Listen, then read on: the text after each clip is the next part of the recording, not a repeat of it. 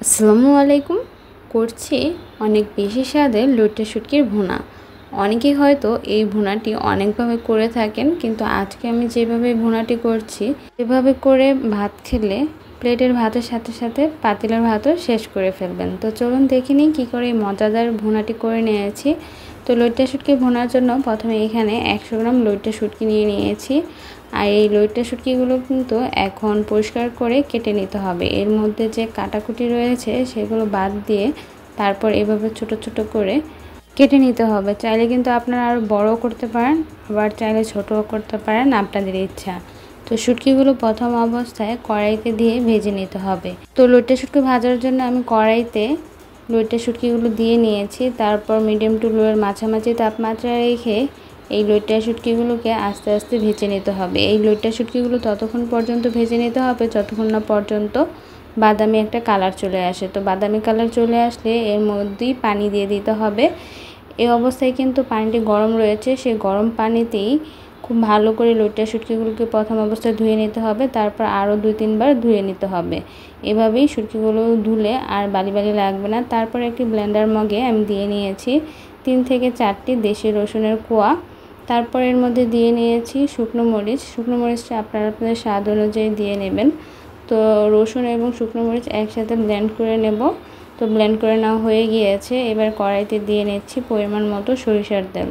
চাইলে কিন্তু আপনারা সয়াবিন তেলও দিতে পারেন, কোনো সমস্যা নেই। তো তেলটি খুব ভালো করে গরম করে নিতে হবে। গরম করে নেওয়ার পর প্রসেস করে নেওয়া সেই লইট্টা শুটকিগুলো প্রথমে তেলের মধ্যে দিয়ে কিছুক্ষণ ভেজে নিতে হবে। আমি এখানে লইট্টা শুটকিগুলো ততক্ষণ পর্যন্ত ভেজে নেব যতক্ষণ পর্যন্ত না এর গায়ে যে পানি রয়েছে তা একদম টেনে যায়। তো ভাজা হলে এর মধ্যে দিয়ে দিতে হবে পেঁয়াজ কুচি। এখানে আমি প্রথম অবস্থায় 1.5 কাপ পরিমাণ পেঁয়াজ কুচি দিয়ে নিচ্ছি। এবার পেঁয়াজ এবং লইট্টা শুটকিগুলোকে ততক্ষণ পর্যন্ত ভেজে নেব যতক্ষণ না পর্যন্ত পেঁয়াজগুলো অনেকটা সফট হয়ে আসে। পেঁয়াজগুলো সফট হয়ে আসলে এর মধ্যে দিয়ে দেব শুকনো মরিচ এবং রসুন বাটা, যা আমি আগে ব্লেন্ড করে রেখে দিয়েছিলাম। ব্লেন্ড করে নেওয়া রসুন এবং শুকনো মরিচকে আমি শুটকি এবং পেঁয়াজের সাথে 5 থেকে 6 মিনিটের মতো ভেজে নিয়েছি। 5 থেকে 6 মিনিট ভাজার পর এর মধ্যে দিয়ে দিতে হবে লবণ। যেহেতু সামুদ্রিক শুটকিতে অনেক বেশি পরিমাণে লবণ থাকে, তাই প্রথম অবস্থায় কিন্তু স্বাদ অনুযায়ী অল্প পরিমাণ লবণ দিবেন। তারপর দিয়ে দিতে হবে সামান্য একটু হলুদ গুঁড়ো, জাস্ট কালারের জন্য। তারপর আবারও একটু ভেজে নেব। ভেজে নেওয়ার পর এর মধ্যে দিয়ে দিতে হবে সামান্য একটু পানি। তো আমি ব্লেন্ডারে গা ধুয়ে একটু পানি এর মধ্যে দিয়ে দিয়েছি। তারপর আবারও বেশ কিছুক্ষণ রান্না করে নিতে হবে।